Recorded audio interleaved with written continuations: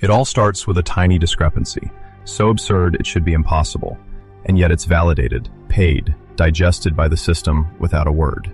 The first time Samir Ali hears about the meal cartel, he's sitting in front of two screens in the basement of a federal building in Minneapolis, scrolling through lists of children he will never see. Samir Ali is a financial analyst at the FBI. His mission that day is simple in appearance. Compare what's reported on those attendance sheets with what the bank accounts show. He zooms in, he highlights, he recounts, his eyes stung by the blue light. Thousands of meals, all reimbursed by Washington. And one thing strikes him. The amounts paid to a single organization in Minnesota are literally exploding, without any other indicator following suit. The program is called the Child and Adult Care Food Program. On paper, it's clean, precise, clearly framed. The state receives the money, local nonprofits feed the children, the USDA reimburses. Samir has seen plenty of files pass through on these budget lines, ordinary, boring stuff. But here, one name keeps coming up. Feeding Our Future. Massive transfers. Sites popping up everywhere, almost overnight. The numbers jump as if children had rained down on certain neighborhoods. The anomaly arrives with a file that the Minnesota Department of Education sends to the feds. An in-house dashboard, raw, unformatted. In one column, the MDE has highlighted in red the sites affiliated with Feeding Our Future. In another, the meals declared. In the middle of these lines, a date jumps out at Samir. January 20th, 2022. The day when, according to the attached note, the FBI, the IRS, and ICE HSI coordinated a series of searches across the state. He scrolls further down. Some sites report thousands of meals per day, in locations that, according to initial checks, could not physically hold that many people. A restaurant supposedly feeding more children than the entire school-age population of a neighborhood. An event hall rented as if it were a campus. And at the end of the financial flows, real estate purchases, luxury cars. What was supposed to be a safety net looks like a pipeline. What Samir doesn't yet know, at this stage, is that behind some of those administrative decisions, a name is circulating unofficially in the office of certain ICE agents. That of a Somali-born federal judge, based in Minnesota, mentioned in a confidential report related to international fund transfers around that same network. Nothing written in black and white, only an oral mention by an HSI investigator during a briefing, but enough for the air in the room to tighten. Hypothesis A, the one that reassures everyone around Samir at the beginning, looks like a system glitch. A federal program designed to move fast, to feed children during school closures. A pandemic. Emergency waivers, massive grab and go, relaxed rules so that bags of meals leave cafeterias and get distributed from parking lots, mosques, parish halls. Samir tells himself that Feeding Our Future, a local sponsor, may simply have surfed on the influx of money. Too fast, too big, but without criminal intent. Overwhelmed volunteers, poorly kept records, duplicates, improvised registration files to justify meals that were actually served. In this version, the case is nothing more than gigantic administrative chaos, amplified by the political fear of being accused of having let children go hungry. The MDE panics in the face of the numbers, blocks payments, then is reprimanded by a state court decision ordering it to restart the flow. Mistakes pile up. A hand trembles over the paperwork, not over a fraud plan. This hypothesis dies in a single sentence when Samir comes across a site that officially reports more daily meals than there are school children in the entire district, while investigators have never observed the slightest line of people at the door. Silence falls in his head. So, in Samir's mind, the story shifts toward hypothesis B, more complex, less comforting. Here, Feeding Our Future is no longer just an overwhelmed sponsor, but the central axis of a network, a careful architecture, sponsoring organizations that serve as intermediaries between Washington and the sidewalk, supposedly tasked with checking, controlling, auditing. In theory, the Minnesota Department of Education approves, monitors, sanctions. In practice, Samir sees a domino effect. The pandemic opens a breach. In-person checks become rarer. Attendance rules for children are relaxed. Takeaway meals become widespread. The money pours in. Amy Bach, director of Feeding Our Future, multiplies contracts with restaurants, catering companies, community centers, notably in Somali neighborhoods of Minneapolis, St. Paul. She presents herself as a bridge between the state and communities unfamiliar with administrative intricacies. The reimbursed amounts explode. The MDE gets worried, slows things down, requests documents, blocks sites. Feeding Our Future strikes back in court, accuses the state of discrimination, of targeting immigrant neighborhoods. A state judge orders the payments to resume. What Samir thought was a negligent state turns into a state that tried to slow things down, but that the judicial machine restarted, forcing civil servants to let money flow that they already suspected. Then he comes across an internal memo that changes the angle yet again. A summary of meetings between MDE officials and their lawyers, where you can see in black and white their reluctance, their doubts, their alerts sent to the federal government. It's no longer just Feeding Our Future versus the state. It's a silent struggle between program managers who sense things are going off the rails, and a political and legal apparatus that refuses to assume even the slightest cut in funding in the middle of a health crisis. What Samir thought was passivity becomes a structured inability to say stop. In this fog, Hypothesis C imposes itself, short and disturbing. What if the real key was found neither in chaos nor in administrative complexity, but in an implicit red line that no one wanted to cross because it involved a network perceived as politically untouchable? A sponsor presented as the backbone of aid in sensitive communities, partnerships with mosques, religious actors, respected figures, including that judge whose name ICE quietly utters. In this logic, the fraud does not hide in the interstices of the system. It lives at the center, protected by the fear of accusing certain circles of having diverted money meant for children. The wall, for Samir, is not technical. He knows how to read bank files.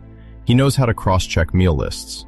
The only thing that blocks everything is the idea of pointing to a specific face in a landscape where every face is politically charged. As soon as the affair grows, the case leaves the anonymous corridors of the MDE and moves up the chain. The governor is informed. Community representatives call, denouncing the targeting of Somali neighborhoods. Local elected officials warn that suspending Feeding Our Future means cutting a lifeline for thousands of families. Samir reads the notes from these meetings in fragments in the file. He sees cautious phrases, vague turns of speech, formulas that dodge the one binary question that haunts him. Massive fraud, yes or no. A very concrete pain returns in the account of the MDE agents, recorded in an email that Samir rereads several times. An inspector recounts being insulted in a parking lot on a freezing morning as she left a site affiliated with Feeding Our Future. It was 15 below. Her fingers were so numb that she could no longer tap on her tablet. She had asked for records. They gave her blurry copies. When she insisted, a man told her she wanted to starve the children of his people. She left the site trembling, her hands burning from the cold through her gloves, and a doubt lodged in her chest. If she insisted, she became the one who took meals away from the kids. If she looked away, she became the one who let millions slip away. This scene gets under Samir's skin. He understands that the wall is not a lack of evidence, but a collective refusal to bear responsibility for a radical decision. The emails show an MDE that hesitates, delays, then raises the alarm. The federal responses are slow, cautious. Everyone is waiting for someone else to decide. When internal rumors mention the existence of flows abroad, ICE officially steps in. The stakes change again. It is no longer just social fraud. It is potentially a money laundering scheme with a transnational dimension. Yet here, another fear appears in the exchanges. If the network is more than just a financial setup, if high-ranking, respected people are tied to it, what reaction would a brutal offensive provoke, especially in a state where the Somali community is scrutinized after every incident? Samir has no leverage over that. He has no control over the political tensions. His job boils down to pointing at a numerical column that does not lie.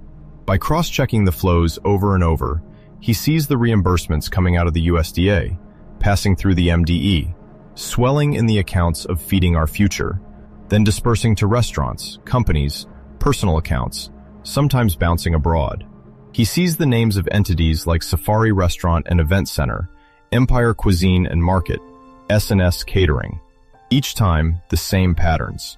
Meal invoices at maximum rates, lists of children copied over, colossal amounts for spaces that are too small. The only reason all this did not stop earlier, he feels it in his own stomach cramps. Nobody wanted to be the one to sign the paper that turns off the tap, for fear of being accused of sacrificing children or discriminating against a community. When the wall finally gives way, it is not because someone found the courage, but because the situation becomes impossible to contain. The experts called in on the case say it plainly. According to specialists in social program fraud, the scheme uncovered in Minnesota is, in its architecture, typical of an emergency exploitation. A central sponsor, sudden growth, satellite sites, money flowing back up. Others, more cautious, point out that the geographical and community concentration of the network makes the case incomparable to classic ones and could conceal pressures or collusion that the documents do not capture. And then there is what everyone refuses to openly acknowledge in their public statements: the fear that this case will be used as a weapon against all food assistance programs and to permanently stigmatize entire communities. On January 20, 2022, the screens finally leave the basement. Samir remotely follows the operation that has been planned for weeks. On the internal radios, calls follow one another. FBI, IRSCI, and ICE HSI agents knock on doors all over Minnesota. The headquarters of Feeding Our Future in St. Anthony sees a wave of bulletproof vests arrive. Other teams enter restaurants already mentioned in Samir's reports: luxurious homes, anonymous offices. They seize boxes of documents, computers, phones. Banks receive account freeze orders. The next day, local media talk about a series of unprecedented searches in a child meal case. Samir reads, in a press release, the first estimate of the scale. Prosecutors speak of tens of millions already identified, with a total that could approach $240 million diverted from two programs, the CACFP and the Summer Food Service Program. In the days that follow, the MDE suspends payments to Feeding Our Future and initiates procedures to remove it from the list of authorized sponsors. Deprived of its lifeblood, the organization collapses in silence. The offices empty out. Sites that depended on its approval try to latch on to other sponsors. Some close down, abruptly stopping distributions. On television, Amy Bach denies any fraud. She repeats that she served real meals to real children, that she only followed official procedures and guidelines. Months pass. Samir continues to work on the flows, but the case partially slips from his grasp. The legal teams take over. On September 20th, 2022, the Department of Justice makes public the indictment of 47 people. Familiar names to him, grouped in joint charging documents bearing the labels Safari Restaurant, Empire Cuisine and Market, S&S Catering. The listed charges cover wire fraud, conspiracy, money laundering, document fabrication. Prosecutors describe a system in which sites claim to feed thousands of children every day in tiny premises where attendance lists were invented or copied, where invoices were exchanged between companies controlled by the same circles. Flowcharts attached to the filings show the money flowing toward residential and commercial properties, high-end vehicles, international travel. Transfers go to other states, some abroad, including to the Horn of Africa. In its own notes, ICE HSI details cooperation with foreign partners to track accounts and real estate assets outside the country. That is when, in a hallway aside, the name of the federal judge of Somali origin that Samir had heard during a briefing resurfaces. An HSI agent mentions troubling overlaps between certain real estate operations and past judicial decisions. No official mention in the filings. No charges brought against him in the public documents. Just this looming shadow for those who know how to read between the lines. While the indicted file past the judges, the judicial machinery follows its course. Some defendants plead guilty, agree to acknowledge their participation in the fraud, and hope for reduced sentences. Others maintain their innocence, denounce misunderstandings, confusion, overinterpretations. Amy Bach, released under conditions, continues to deny in front of the cameras as well as in court. The federal government, for its part, keeps piling up seizures. Houses, apartments, parking lots, vehicles, bank accounts, sometimes even jewelry flaunted on social media and financed, according to investigators, by money from the meal programs. In Minnesota, the void left by Feeding Our Future is brutal. In some neighborhoods, parents learn overnight that the distribution point where their children received a daily meal is closed, or in the process of being transferred to another sponsor. The MDE announces reforms, tighter controls, on-site audits, stricter selection criteria. Political leaders at both the state and Washington levels seize on the case to make their arguments. Some call for an overhaul of nutrition programs, stressing the need to toughen procedures. Others warn against the temptation to tighten the screws so much that legitimate organizations would suffer. In internal meetings, Samir hears officials talk about a textbook case. The Minnesota affair is cited in reports on how the pandemic opened gaps in the distribution of public aid. The FBI, IRS-CI, ICE, HSI present the coordination around this case as an example of successful financial tracing, of the use of analytical tools to follow the money through legal layers, borders, shell companies. But behind these talking points, Samir sees something else. A succession of warning signs ignored or stifled, as long as the political pressure to quickly feed vulnerable children was at its peak. One evening, alone in front of his screen, he reopens one of the first spreadsheets received from the MDE. The red lines, the numbers that seemed absurd. He thinks of those who tried early on to say that something was off, of inspectors shivering in front of closed doors, of civil servants blamed for wanting to verify more thoroughly, then of the way the state was ordered by a court to keep paying. What he believed at the beginning, a solid system hijacked by a few opportunistic actors, no longer holds. The illusion that falls away for him is simple. The idea that institutional safeguards are enough as soon as rules exist. Time stretches for a moment. In their place, he discovers a much harsher landscape. Federal programs are powerful, but porous. Controls exist, but can be neutralized by judicial decisions, political pressure, public accusations of discrimination. An approved sponsor can, for months, serve as a channel for massive embezzlement despite obvious warning signs, because no one wants to bear the symbolic burden of flipping the switch. And in this fog, the unofficial mention of a federal judge connected to suspicious flows remains stuck in a gray area. Serious enough to haunt the corridors, not solid enough or too explosive to make it into press releases. Samir then wonders if the real question is no longer how a cartel was able to siphon off nearly $240 million, but whether the country would ever be willing to look squarely at who, precisely, it allows near the taps of money intended for children. In an empty MDE room, a stainless steel meal dispenser still shines under the neon lights. Cardboard boxes stamped with the USDA logo are stacked against a wall, some open, others still sealed. On a table, a crumpled attendance sheet bears names half erased by a stain of spilled juice. Outside, the snow muffles the sound of cars, and the sign from a former Feeding Our Future site hangs crooked, suspended by a single hook that creaks and bursts in the wind.